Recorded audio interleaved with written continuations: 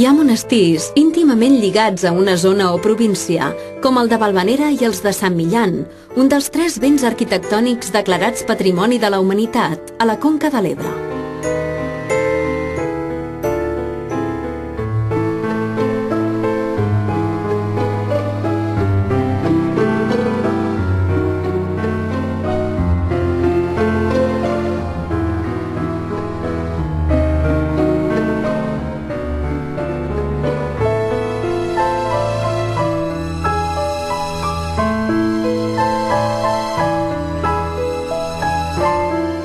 Per la seva relació amb l'Ebre, també cal destacar el monestir cistercenc de Nuestra Senyora de Rueda, aixecat a partir de l'any 1202, amb la seva enorme sínia de 16,5 metres de diàmetre recentment restaurada.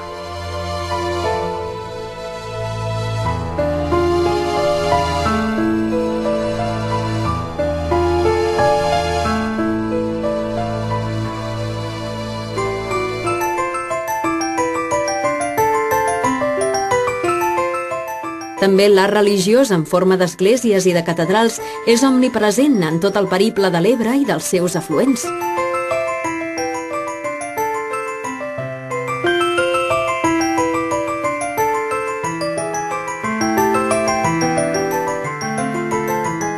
Així, podem veure des de l'art romànic de la Col·legiata de Cervatos o les ermites i esglésies pirinenques de la Vall de Boí, declarades Patrimoni de la Humanitat, fins a la immensa mola de la Basílica Saragossana del Pilar, passant per tot un compendi d'estils, entre els quals té especial rellevància el mudèjar, un altre patrimoni de la humanitat de la Conca de l'Ebre.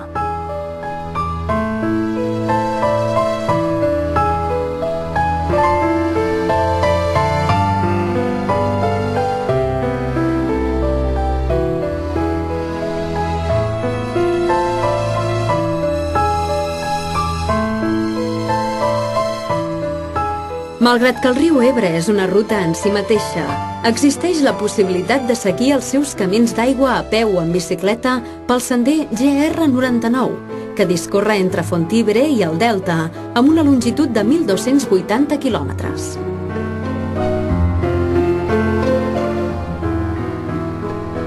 Altres rutes són les del Camí de Santiago, la del Vi,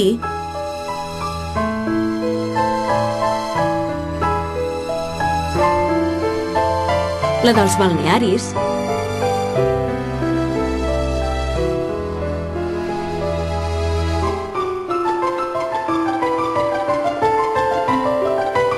la dels dinosaures,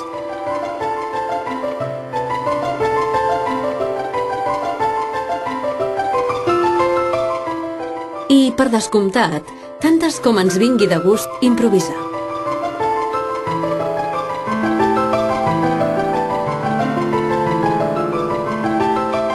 Seguim per on seguim aquests meravellosos camins d'aigua, no hi ha cap dubte que mai no ens faltaran llocs interessants per descobrir o visitar.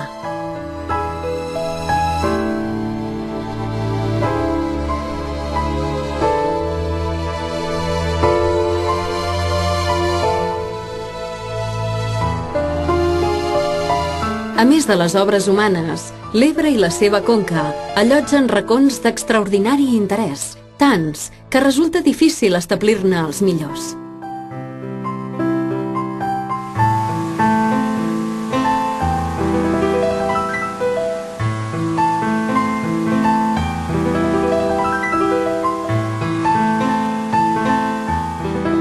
No hi ha dubte, però, que el Canyó de l'Ebre es mereix un lloc d'honor juntament amb el Delta.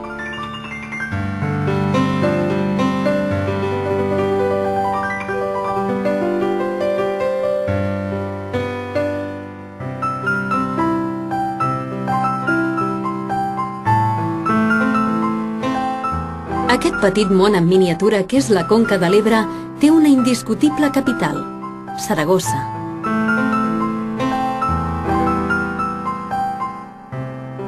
Més capital encara, des que l'Expo va transformar les seves riberes, l'efímer esdeveniment ha convertit el que per molts era un aneguet lleig en un esplendorós signe.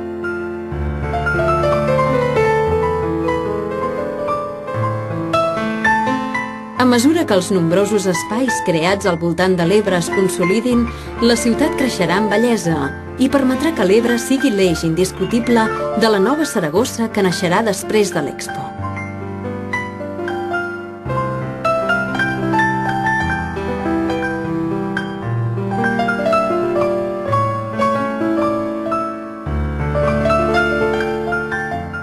Logroño és com la germana petita de Saragossa.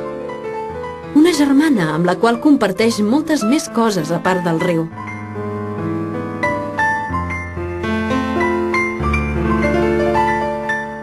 Ambdues estan acompanyades per moltes més ciutats de mida diferent, però d'indubtable interès i igualment acollidores.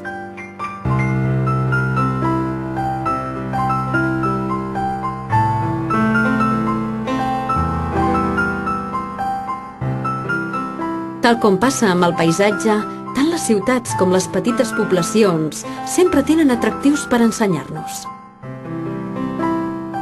Unes vegades són els seus productes gastronòmics i enològics, com els de la Rioja, Àlaba o Navarra, i altres vegades el seu paisatge, que no és poc.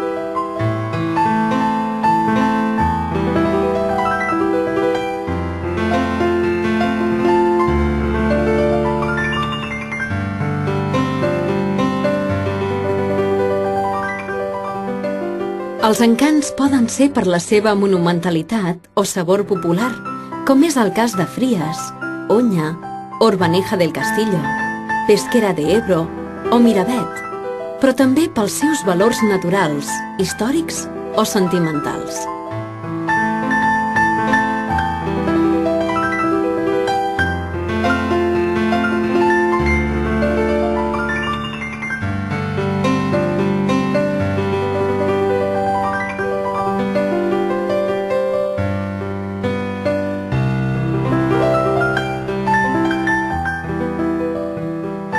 Malgrat tot, la millor visita és sovint la imprevista, la que ens fa conèixer gent o racons inesperats, i les que moltes vegades ni les millors guies mencionen. Molt sovint és millor buscar la sorpresa al marge de les opinions dels altres.